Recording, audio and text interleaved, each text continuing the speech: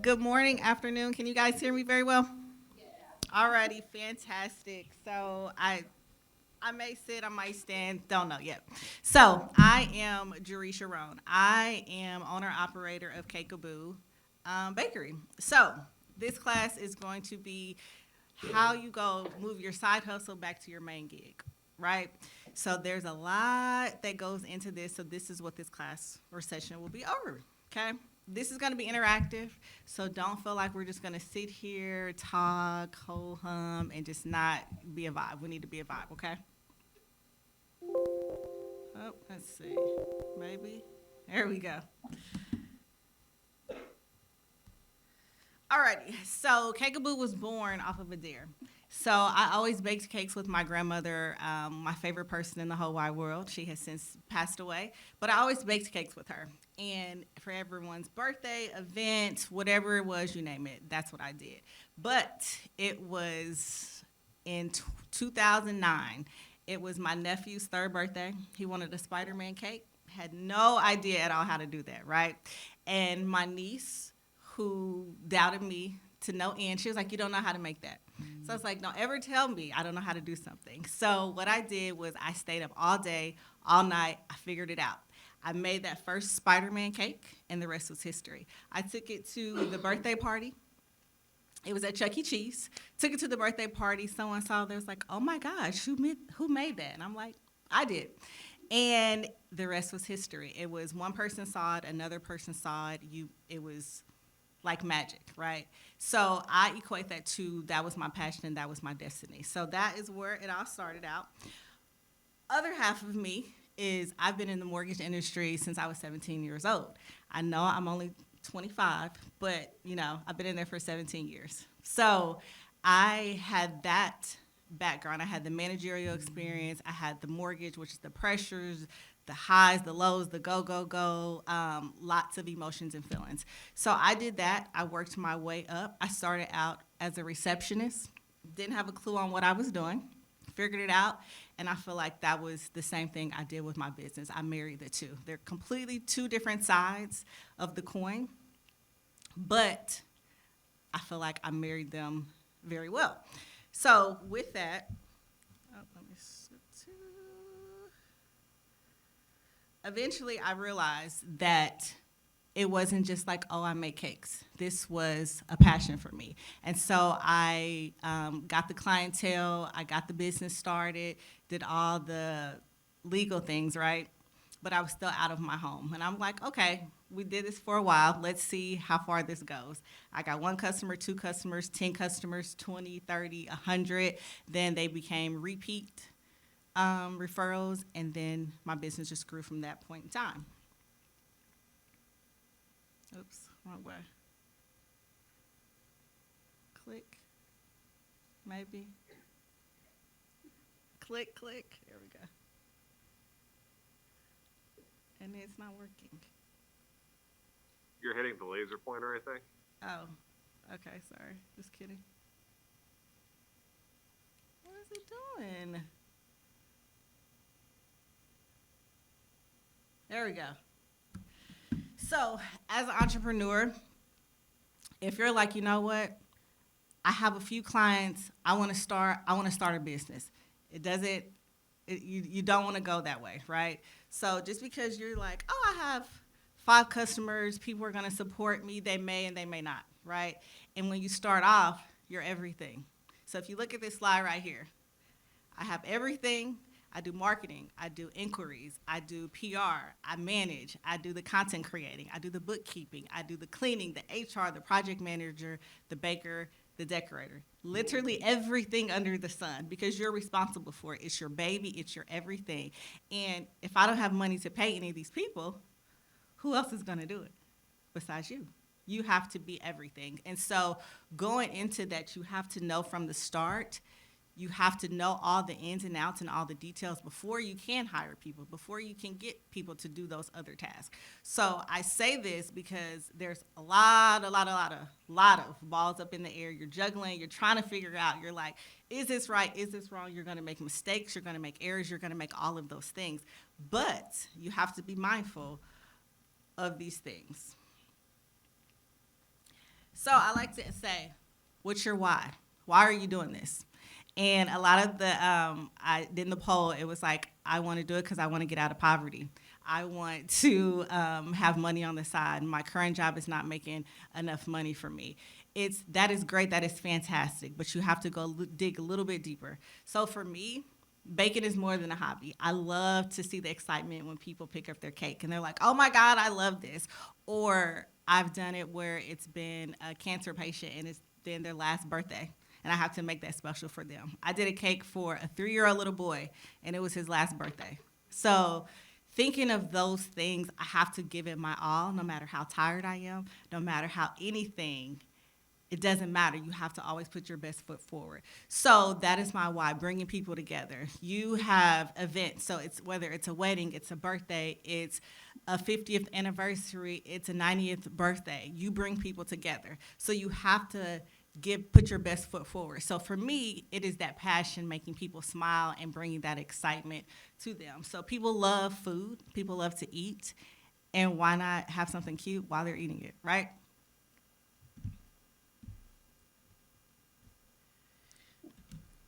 Okay, next. With the laser. Create an actual plan and execute it. So, what is your value proposition? Okay, what is your target market? Where's the money coming from? That's a lot of time. Where's the money coming from? So, for me, is my uniqueness. I am a custom cake bakery. There's lots of bakeries out there, but there's only one Cakeaboo. There's only one me, right? So I want to make sure I am unique. I stand out in the market. And who's your target audience? I would say initially, oh, everyone who likes cake. Nope, nope, nope, nope. You have to drill down to exactly who you're looking for.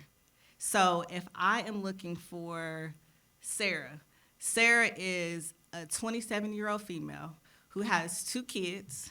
She loves social media. She loves to be like, ooh, I did better than you. Ooh, my cake looks better than yours. Ooh, she loves that bouginess. She'll pay anything for a cake, right? Because I want the best for my baby. So that is the person that I'm going towards with my birthday cakes. Okay, so you have to focus on a market because when you're too broad, you're just going to be all over the place and it's not going to make sense and you're going to feel like you're kind of spinning your wheels. Big, big, big. Where's the money coming from? Okay, I have put so much of my own personal money, my own time, the effort, all of that, and it's like, where am I going? Am I paying bills? It's like, it's always a vicious cycle. So until you actually put a plan in place and actually execute it, you're literally gonna waste your time from the beginning. Take my words, okay? Learn from me. Learn, put a plan in place and actually follow it. Okay? I'm gonna pause right there. Does anyone have any questions? Or am I going too fast or anything thus far? Violet, I remember your name. I would love to learn more about how you do stand out. Like obviously I would buy a cake from you before anyone else. And You better. you No, know, I'm if just kidding. the grocery, right? If the grocery stores, I mean, people just go for the branding. So how do you stay unique and true to yourself? So if everyone couldn't hear her question, she asked, how can I stay unique and with my brand? So Cakeaboo is fun, bright, pink, glitter, over the top. You don't expect that when you go to the big box brands like a Walmart or Target or anything like that. You're gonna get your basic happy birthday, a few little not cute balloons, little flower or two, but when you go to Cakeaboo, it's like, okay, I'm known for my flavor and I'm known for my designs. So through me with visuals, through social media, and big for me is referrals. Because if you have a table and 3 of you have had a Cakeaboo cake, it's more likely that you're going to refer me to someone else because customer service is key for me. I can say like, oh, I've made 10,000 cakes, right? None of that matters if I'm a jerk. None of it matters if I come in and I'm rude and I'm not grateful because no one has to support your business at all and you have to be mindful of that. No one has to do anything for you. Can I repeat that? And as crazy as this sounds, you will gain more from strangers than the people that you actually know. People who don't know you, people who see you on social media, people who see reviews will support you way more than your family and friends. Oh, you just stretching. Okay. Any other questions? Okay, sorry. Alright, you mentioned knowing your audience, but starting out, did you find yourself just baking cakes for whoever wanted the cake, and it wasn't someone that necessarily was gonna pay top dollar? Oh, definitely, definitely, definitely. When I started out, oh shoot, when I started out, I would do anything. Right, like, oh, you want a cake? Okay, I got you. I'll make this. I'll do this. I would be tired, no structure because I wanted that business. But you have to realize that all business is not the business that you want, and all business is not good business, right? All money is not good money, okay? So a lot of times when you have that feeling from the beginning, like, I don't know, go with your gut. Always go with your gut.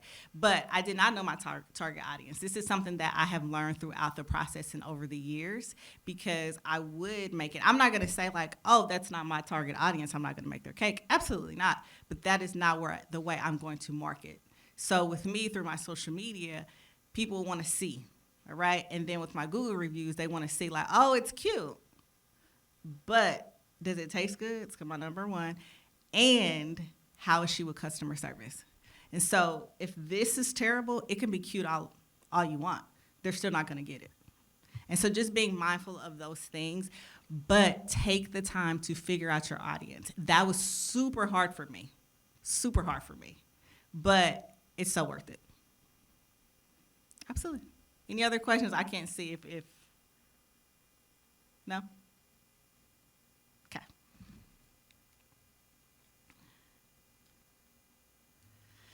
Okay, overcoming financial and emotional challenges. So back to where's the money coming from?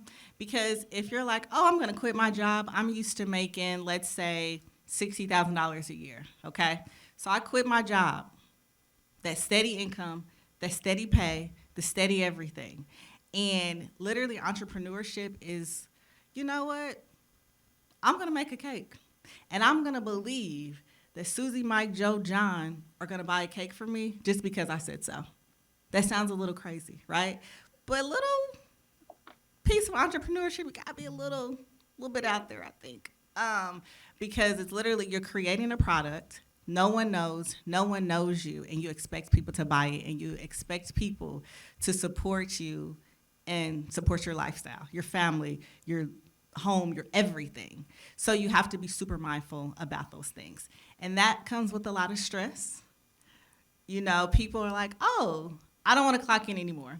I don't want to work for that company. I want to do what I want to do because I don't want to work 8 hours a day. You're going to work 15 hours a day as entrepreneurs. So just being mindful of that. And sometimes you're going to be paid a lot.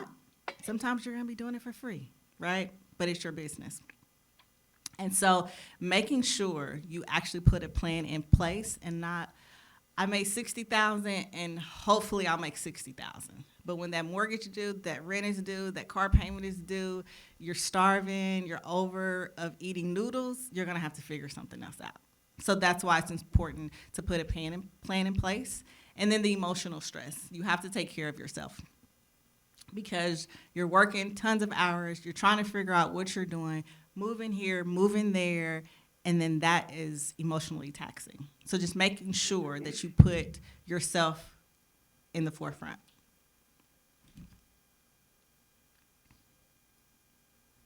Back to that, so the key strategies: calculate your current bills and income requirements. Determine how much financial reserve you need for emergencies. You can have great months, like this is the most money I've ever made. I'm gonna be great. I'll be fine for the rest of my life. And then the next month's like I haven't made $2. So just make sure you do that. Develop a plan for slower months and unexpected challenges. Seek mentorship. You need to have a circle that actually supports you and understands you. Entrepreneurs, sometimes people just don't get it. You have no idea how many events I have missed, how many things I have been late for, trying to juggle your kids, your life, your family, and with all that, then they want me to bring the cake and show up for the event. That's a lot, okay? So just being mindful of that and prioritizing mental health and your self-care. These don't eliminate all of the stresses, but it helps you provide clarity and direction to navigate through those financial challenges.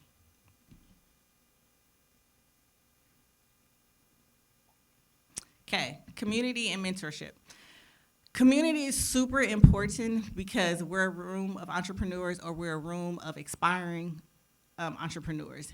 You can pick each other's brain. You're like, hey, I did this, don't go down that path. Or hey, this is super, super great. I think you will be very, very well in this. It's super important for those things. Mentorship, I have learned so much from other people.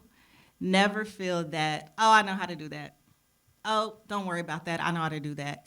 And be grateful. Be grateful that you have the opportunity that you've created a business. You've created income for yourself because it is not easy at all. So my impact, Kansas City has supported me to no end. Okay? I'm actually from Kansas, all right? Not Missouri. But I love you guys. But my bulk of my business is from the Missouri side because they just gravitated to me for whatever reason, and I appreciate that support. So I'm always grateful for people that refer me, that share me on Facebook, that buy from me, refer me. Nobody has to do a single piece of that. So I'm forever grateful for that. And so for me, I want to do this community support. I want to help out at the schools. I want to have mentorships for young entrepreneurs that come in because I didn't have some of those things. So I want to make it easier for the next generation to be able to do that. And so that's my commitment for those. But mentorship, always remember you started somewhere, okay? And so that next person's gonna have to start somewhere. So always be that leading force, like, okay, come on, I got you. Take them under your wing, help them, support them, because we all needed it at some point. I'll pause again for any questions. Y'all need to talk a little bit more. Okay. I'm actually new to yes, I work for not-for-profit. Mm-hmm. I run a mentorship program at a national level, and looking to create connection and for our members who are either in the space or want to be in the space. Mm-hmm. Talk about mentorship, speaking the love language. As I build this team for them to connect with their mentor and talk with their mentor, what are like the top 2 or 3 things they ought to talk about in that connection? What should they bring to their mentor as a question, as a talk and decide? So honestly, they need to do the homework before they even start. They need to have their why. Why are you wanting to do this? And it can't just be, oh, because I want money. Everybody wants money, okay? Don't we all? So the why, and then ask them, what do they actually want to get out of this? Because some people are like, oh, I just want to have the support to bounce ideas off of. I want someone to tell me my ideas are terrible. I want financial guidance. You know, it's more of the why behind it. So I would think for them to start with that and then kind of like a matchmaking piece because my personality doesn't work with everyone. And so just being mindful of that and like, okay, like here are the top things, my personality traits, or do like the PI, the personality like traits. I can't even think of what it's called, but the predictive. Yep, or like predictive index, something along those lines to say like, okay, this is how Jerisha learns, this is how Susie learns, this is how like the top things, how they go together, or they're like, they probably won't be well. So I think like doing the matchmaker is super important. And ask the mentors what they're willing to give. I would say any advice for like what we should look for in mentors. People who, honestly, if they're willing to mentor, hopefully that gives them like an openness to them. If anyone's standoffish, I would steer away from that. Or if it's like, well, or if it's, what am I going to get out of this? I would steer away from that too. Ask them like, what are they willing to do? Mm-hmm. Yeah.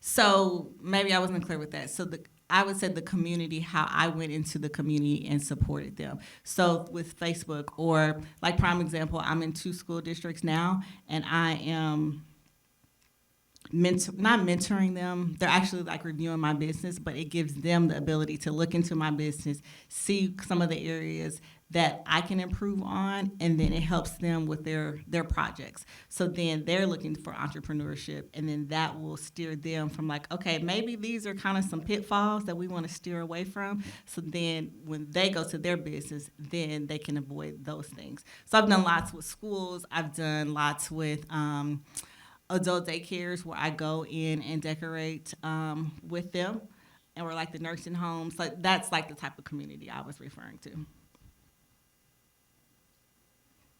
have a question for you when it comes to finance. So pricing, Hmm. do you take your, I mean, I don't know if you do like just in, No. start, okay, you go to, Nope. Okay. So when I started here, let's prime example. When I started, I would do this make my heart hurt. I would do a two-tier cake. So layers are the layers of the cake, right? So there I do three layers for each tier. Two tiers, so that's six layers. I did that for $25. I know. I know. Not no more. Okay. So that was where I started because I was like, okay, now mind you, this was in 2010, right? Things eggs were a lot cheaper, okay? Um, so I started, but I was so hungry because I was like, I wanted business. And no one saw what I could do. So I could say all day and night, I know how to make that. Do you though? Show me a picture. Do you? And so I had to put myself out there. I had to put my base out there to see, like, can I actually do that? Does that actually work? And so until I could show over and over and over that I could do it, I have pictures, I can prove myself, I have referrals, I have feedback, I have all those things. Nobody's gonna pay $100 for anything for me. They don't know me. They don't know what I can actually do. They can't see anything. It's not tangible. And does it taste good? Okay? My number, like, did you make the cake though? Someone just asked me out there, like, did you actually bake the cake? Yes. So I did not start there, but I gradually, as my product, like, okay. And then let's be honest. I was not great in the beginning. Okay. You have to start somewhere. So I had to see, like, okay, I've made this progression. I can go up a little bit. Okay. Made some more progression. I can go up again. But what's tricky with that, say Brandy over here has been buying a cake for me since 2010. Okay? We're now in 2024. Am I gonna charge Brandy all the because Brandy's used to paying $25. Okay? Is Brandy gonna pay 300? Don't know. You know? And so if you're like, okay, I start here and then now, oh, I'm better than everyone. Okay? So I'm gonna go up here. And then no one buys anything from you. You're like, oh, reality check. Let's knock that down a peg. So you have to stair step it, but don't start so low when you actually know that it's a good product because it's going to take you way too long to get there. And then you've built all these customers in between, and then they're going to have a different expectation of you. And it's easier said than done. It's like, no, I'm going to charge them. Like, no, you won't. Because, like, oh, I've been buying cakes from you for 10 years. Jerisha, you're not going to. I'm like, okay. You know? So just be mindful of stair stepping. But put your cost, whatever it costs to make it, okay? Or if it's not just a product, if it's a service, how much time does it take you to do that? Okay? So if it's a service and are you okay with making $2 an hour? Okay, you had your job and you made $20 an hour. So now I'm gonna go be self-employed and make $8 an hour. Why? Why would I do that? But the biggest mistake I feel that we do as entrepreneurs is, oh, it's okay. We don't have to pay ourselves, and that's super important to do. how would you balance like this insecurity, specifically like financially, like juggling those two things? Because to give you an example, I've done freelance piece of entrepreneurship in the past. I was recently laid off, and I have some severance, and so I'm kind of like I'm applying for jobs. I'm also thinking I'm going to use some of this time away to like lay the groundwork for some like people to be pushing that sort of stuff. It's like, but I've always, I'm used to living paycheck to paycheck, but then I'm like wanting to, have cushions and all that. I know I can make more hourly in my freelance than I maybe could in full time. So like that's just an example, but like I know there's like trade-offs you have to make. Obviously, like if you were making a cake for $25 to show your value, right? How do you suggest walking that line? Okay, so with me, earlier I spoke to being in the mortgage industry for a very long time. So I started out as a receptionist and I worked my way all the way up to a director at a company. Okay, so I made director money, right? Which is great, great money. But my heart, I loved mortgages, I loved that, but my heart at the end wasn't in it. So for me, I can show you my passion, right? I worked that. My last time there, my bakery has always been here. It's on 39th and Southwest Traffic Way. Google me, right? And I would drive to Columbia. I was in Columbia during the week, Columbia, Missouri. I know. And then rock chalk, but um, I literally every weekend came up here and did all my orders every weekend because I was like that was my baby. That was what I ultimately wanted. But really to give my all, I couldn't do both anymore. Because I was always working. I didn't have like a small job. I had to actually like, Jerisha, what's the actual decision? So I gave that up and it was a lot, but you have to believe in yourself. Because I had the cushion forever. I had the money that I worked made there. I would put it into my business. I would do all of those things, but there was attachment, and so I had to let that attachment go. Now listen, I'm not saying it's scary. Okay, it's very scary. It's very, but if you don't believe in yourself, who the hell else is gonna believe in you? So you have to be able to rip the band-aid off. And I'm not saying just go all crazy, like I don't have any money, we'll figure it out. Not that. Do the steps, have the plan, execute it. But for me personally, I had to let go of that because it was always like, oh, I have it there. I can figure it out. I got the money. But then when you're left with like, how far do I want to go with this? Do you actually want to be a full-time entrepreneur or do you want to just dabble in it? Do you want to play in it a little bit? I want a little bit of money. Or do you want to go full on? So like that is where the plan comes into place of the financials of what do I need to have to make before I can go ahead and do it. And you were raising your prices, and you were stair stepping. Mm-hmm. How did you, or do you feel like it often needed to justify yourself to customers, like you said, who have been purchasing at the lower price? How did you go about justifying it? And did you have support from your friends, your family, your peers? You're trying to bring yourself up to a comfortable income level for yourself and raise those prices for your product. Did you put those, you mentioned something about itemizing, did you actually itemize that on your website? God, no. What do you do to make it seem more comfortable when you're hearing that word? So what you have to believe in is your product.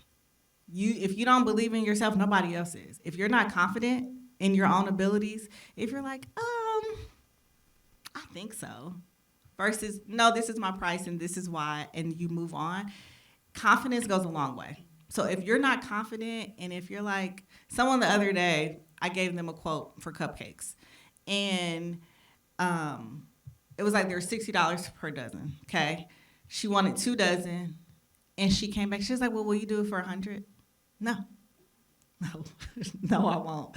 And it's not about arrogance. It's about, would you do that at Walmart? No, the price is the price. But you don't want to become arrogant and cocky by any means.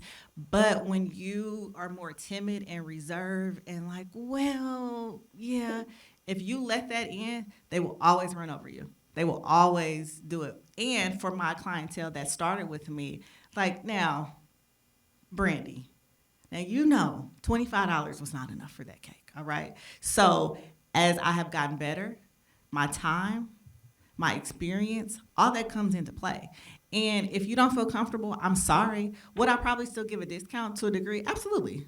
Because if someone has supported me for 10 years, of course, that is a loyal customer and I appreciate them. Of course. But if you're like, no, I won't even pay $10 more, okay, Brandy, sorry, we're gonna have to move around.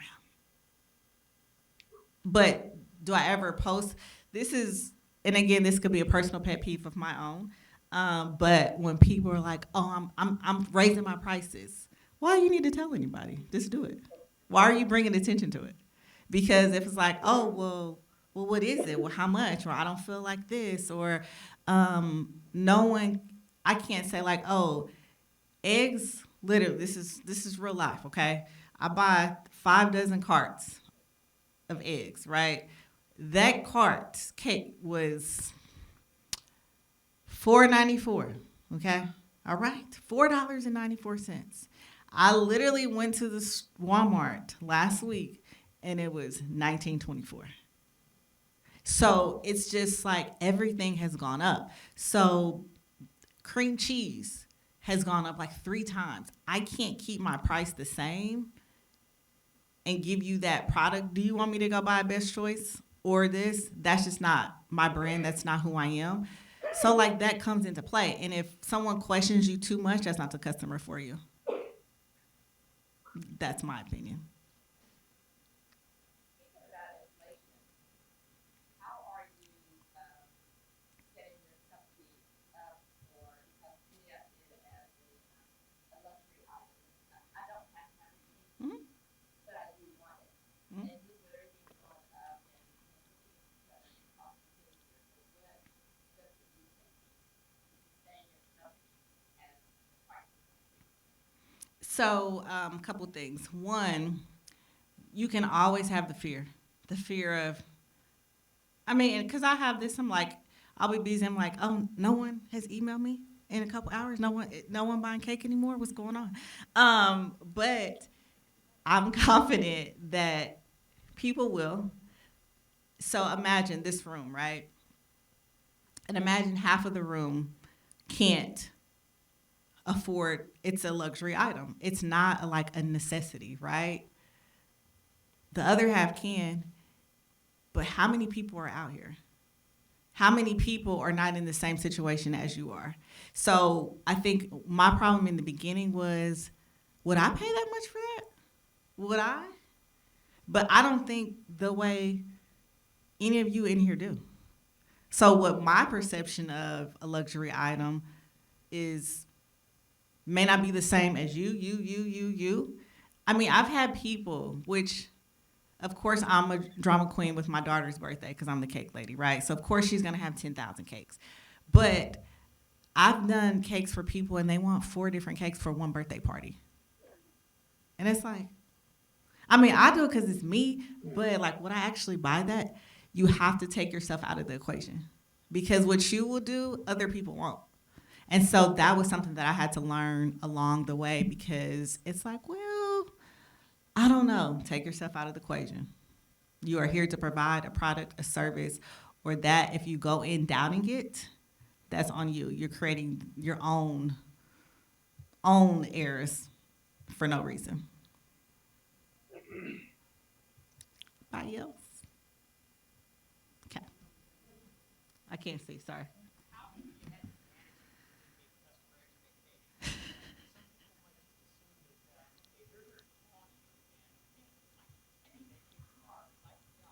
Oh, story of my life, definitely. So the question was managing expectations. So on my website, well, let's backtrack. Backtrack. I'm a custom order only bakery. So when I got my storefront, let's backtrack a little bit to show you how I was in the trenches in the beginning. Okay, so I put it into my business. I would do all of those things, but there was attachment. And so I had to let that attachment go. Now listen, I'm not saying it's scary, okay? It's very scary. It's very, but if you don't believe in yourself, who the hell else is gonna believe in you? So you have to be able to rip the band-aid off. And I'm not saying just go all crazy, like I don't have any money, we'll figure it out. Not that. Do the steps, have the plan, execute it. But for me personally, I had to let go of that because it was always like, oh, I have it there. I can figure it out. I got the money. But then when you're left with like, how far do I want to go with this?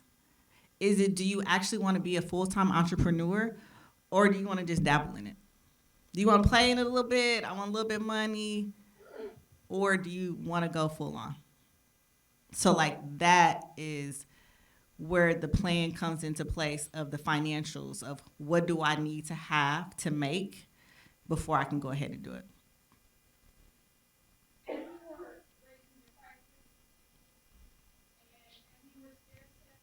Mm-hmm.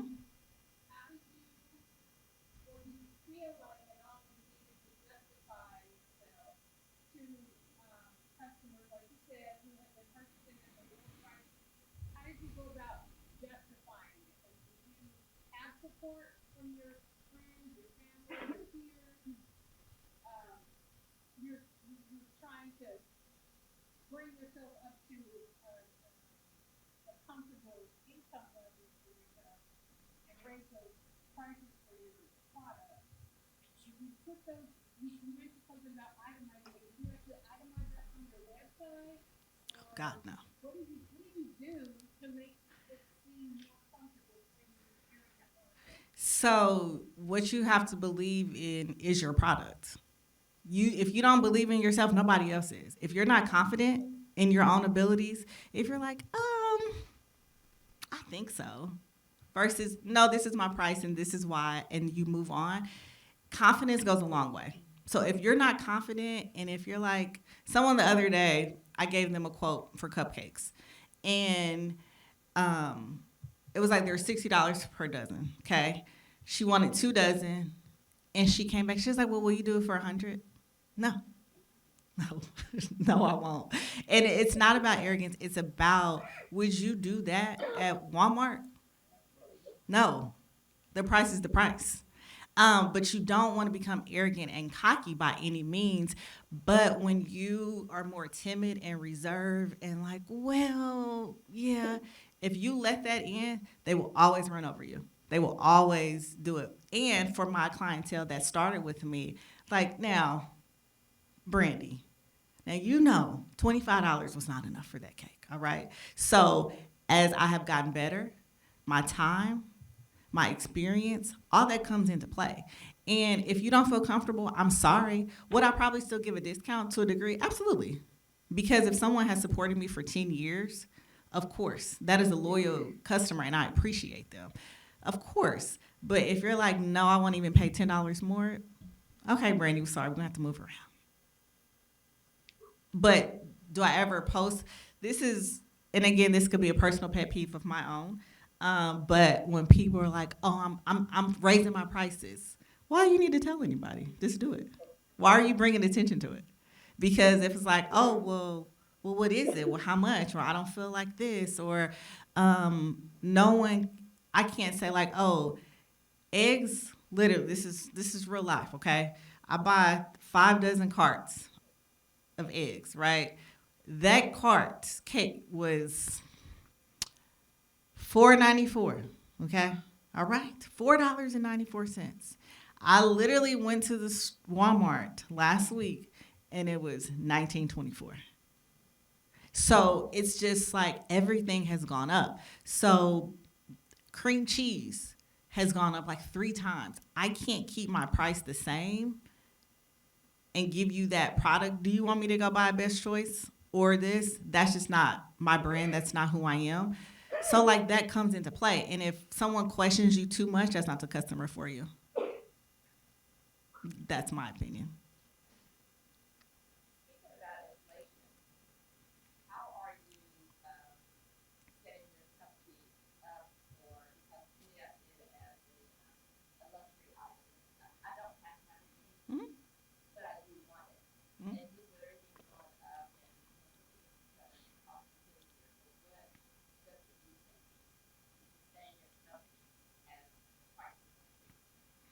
So, a couple things. One, you can always have the fear of, I mean, because I have this, I'm like, I'll be busy. I'm like, oh, no one has emailed me in a couple hours. No one buying cake anymore. What's going on?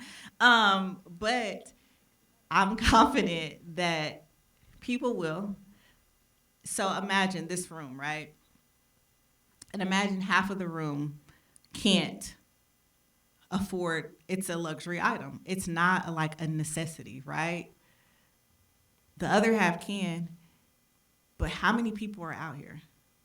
How many people are not in the same situation as you are? So I think my problem in the beginning was, would I pay that much for that? Would I? But I don't think the way any of you in here do.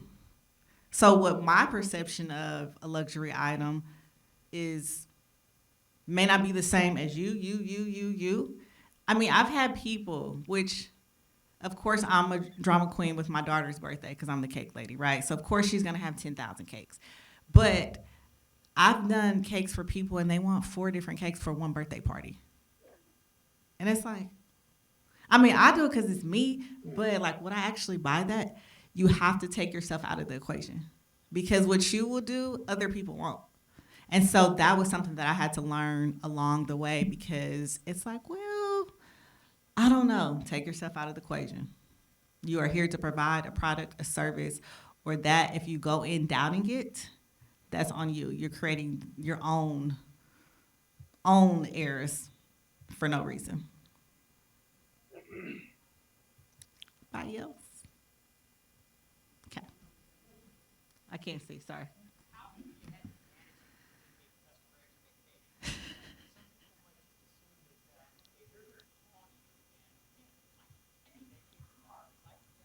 Oh, story of my life, definitely.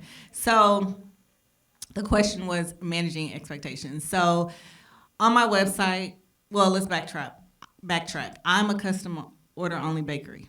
So when I got my storefront, let's backtrack a little bit to show you how I was in the trenches in the beginning, okay? So I started out and I did this out of my home, okay?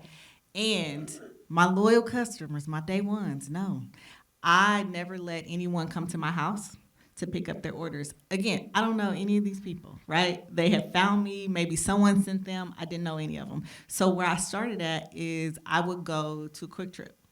And I would meet people because Quick Trip always has a police officer. It's lit. And so I was like, okay, we can go to Quick Trip. So I would meet people at Quick Trip. And the amount of times I went up there was insane. So I was like, okay, I got something. And the fact that people supported me enough to meet me at a gas station to pick up a cake is insane. And so I was like, okay. So I started. Don't let me go back to your question because I'll get to talking. As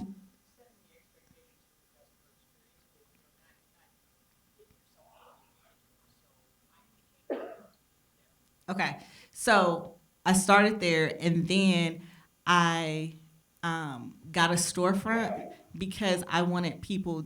I wanted to stop doing the back and forth, right? So I got the storefront. So I have the storefront because, and it's not in a heavily trafficked area, right? Not for walkthrough. I got it solely because I was like, I need a brick and mortar for people to come in, right? So I did that. I opened up right before COVID, and with COVID, I know, right? But I did very well. With COVID, everything was shut down, but everyone was at home and they wanted to eat. So what I did was, what I did was my door was locked.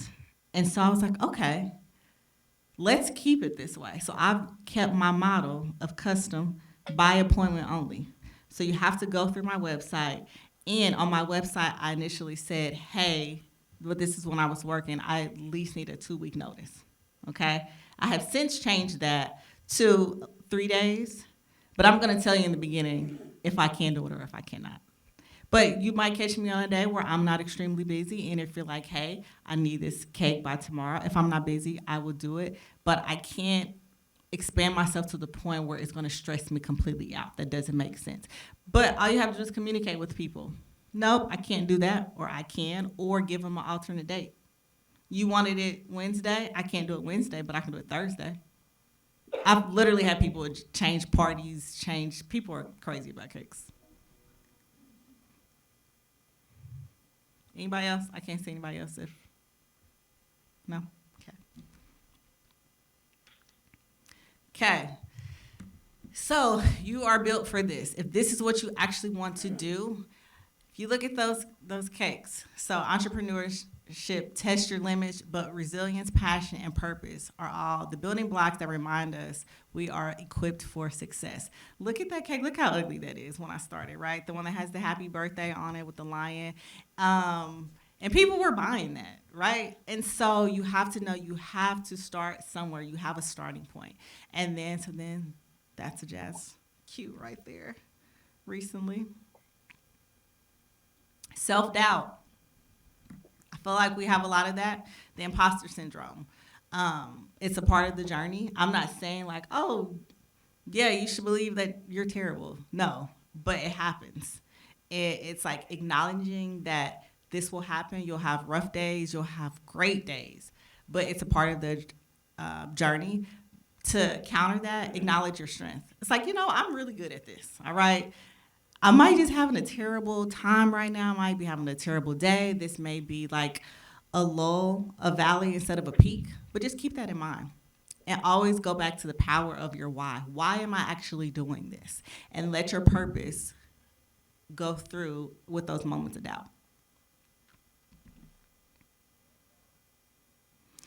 And don't forget, okay, a win is a win, okay? Regardless, celebrate your successes. I'm not saying get super arrogant or cocky, but sometimes we need to like, damn, I did good, okay? I did that. So it's okay to celebrate those. Don't forget those moments because you're gonna need them when you're not having great moments. So don't ever forget those. I like this. Every step forward is proof of your strength. Stay disciplined, stay inspired, and remember, you are built for this, okay? All what it comes down to, you are built for this if this is what you actually want to do. If you're tiptoeing around it, get your feet wet. See if you like it, okay? Maybe you will, maybe you won't. For me, I feel that I did everything out of my home for a while. Then I had my storefront, but then I always had my job attached to me. And I always felt that if I never gave it my all, I would always have that doubt in the back of my mind. Did I actually really try? Could I have done that? I don't want to be that person 70 years old, like, man, I used to make cakes, and if I would, no, I don't want to be that person. I tried. I might fail. That's okay. But always be able to pick yourself up, know that you can do it. And if it's okay if you have to pivot, you have to change things, like change your direction, that's okay. That's a part of life. I pivot every day. I have an 8-year-old, and the Lord help me. So what was your transition point? What were the steps to transition? Did you have so much in the bank, or had you so much profit, or where did you make that transition? Okay, so I did two. So the first one, I was at my job for 9 years, but I literally had been doing mortgages for, at the end, it was like 23 years. And I was like, what if I don't try? What if I don't? And I got my storefront. And for me, it was my storefront. I had the security. I had a good amount of money in the bank. I had the clientele, but I didn't have a storefront before. So then you have those additional expenses. You have the overhead. You have all of those things. And for me, was I prepared the way I should have been? No. I was not. But for me, I don't give up easily. And if I have to figure it out and I have to make something shake, I'm going to make it shake. And so to avoid the mistakes that I made, that is why I say get a roadmap. Actually plan out your finances. Plan for emergencies. Plan for 6 months. If I don't have income, then what? 3 months, I don't have income, then what? If I don't have income in 2 days, we probably don't need to do this yet, So just be mindful of that. And if it's just you, do you have anyone that can help support? Are you married? Are you single? Do you have someone that's gonna hustle with you for me, I had a spouse, but ugh, didn't have the hustle in them at all. Not anymore. But so you have to be mindful of all of those things, everything that comes into play. Write it down. Because if not, if sometimes they're like, oh, I have this idea and I'll do it and I'll get there, no, and then you're like, oh, I have all this money coming in, it'll be great. But then it's like, ooh, what if that gap? What about that lull? So plan, plan, plan, plan, and plan. But from my first time, I wasn't prepared. No. Would I do it differently? Yes and no. The reason I say yes and no is because it built a lot of grit for me. And I'm one, I don't like to lose. I'm super competitive. I want to win. I want to beat everybody out. I want to, that's just who I am, Team Sagittarius. But it taught me so much. And when you go through the process, you learn things like, "Ooh, I'm not gonna do that again. Ooh, let me watch that. Let me not do that." So it taught me a lot, but I would prefer to be more financially sound.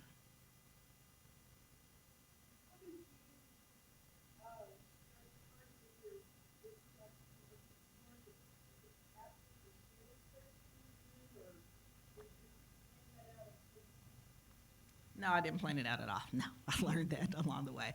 That honestly, my target market, I didn't learn that until probably about 2 years ago. But then actually like taking the time to dive into it would be like 8 months ago. Because I always had the customers, so like right now, I'm digging into another market. So the market that I'm going into now is I want to do team building for corporations. So say I have a company. Come on, what's your name? I told you, friend, I was going to call on you. Who? Anthony. Okay. So we have Anthony. Anthony works in HR. And Anthony has Violet, Michael, Susie, Joe, right? Violet and Susie aren't getting along too well, right? So let's bring them together. But we want to bring them together. Let's do a surveys of like, what are you looking for? What do you want to accomplish out of this team building event? Do you want collaboration? Do you want them to be friends again? Do you want to be able to problem solve? So I'm going to tailor my cake decorating team building classes to that, okay? And the reason I can do that is also because I have manager skills for the last 20 years that I can apply and bring to the table as well. So I'm going to go market Anthony in HR for team building events. So that is a market niche that I'm going to go into right now. One, cake decorating is super hot right now.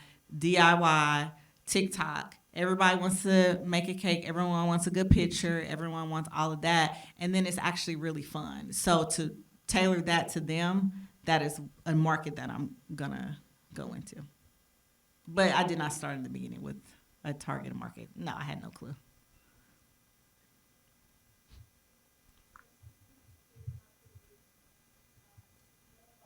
Speak up a little bit louder. I can't hear you.